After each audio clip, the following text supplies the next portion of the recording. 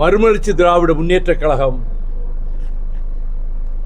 8 ஆண்டுகளுக்கு முன்பு என்ன முடிவெடுத்ததோ, திராவிட இயக்கத்தை பாதுகாக்க நச்சரவமென தமிழ்நாட்டுக்குள்ளே நுழைந்து வருகிற இந்துத்துவ சக்திகள், சனாதன சக்திகள் பாரதிய ஜனதா கட்சியினுடைய பின்புலத்தோடு உள்ளே நுழைய முயற்சிப்பதை வேரோடு வேரடி மண்ணோடும் வீழ்த்துவதற்கும், தமிழகத்திலே தந்தை பெரியார், பேரறிஞர் அண்ணா, கலைஞர் அவர்கள் அரசியல் வளர்த்த, சமூக நீதியை வளர்த்த தமிழ்நாட்டில் இந்த இந்துத்துவ சக்திகளை ஊடுருவ அனுமதிக்க கூடாது என்ற முடிவுக்காகத்தான் திராவிட முன்னேற்றக் கழகத்தோடு மறுமலர்ச்சி திராவிட முன்னேற்றக் கழகம் கூட்டணியிலே போய் இணைந்தது.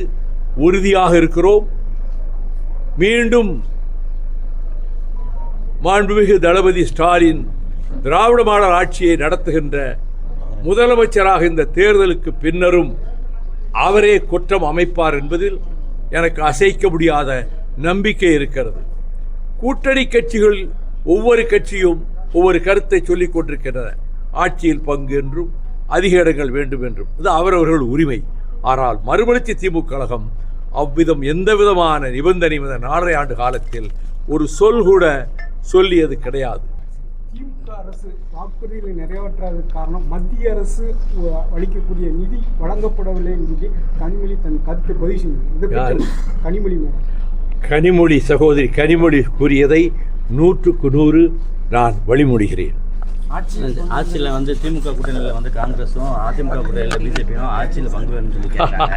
இதை வந்து திராவிட கட்சிகள் வந்து எப்படி பார்க்குறீங்க? தனிப்பெரும்பான்மை பெற்று திமுக கழகம் ஆட்சி அமைக்கும் போது இந்த கோரிக்கைகள் எல்லாம் எடுபடாது, ஏற்கப்படாது. தனி மெஜாரிட்டி கிடைக்காவிட்டால், சப்போஸ் தொங்கு சட்டசபை கிடைத்தால், கற்பனை வாதங்களுக்கெல்லாம் வைகோ பதில் சொல்ல மாட்டான்.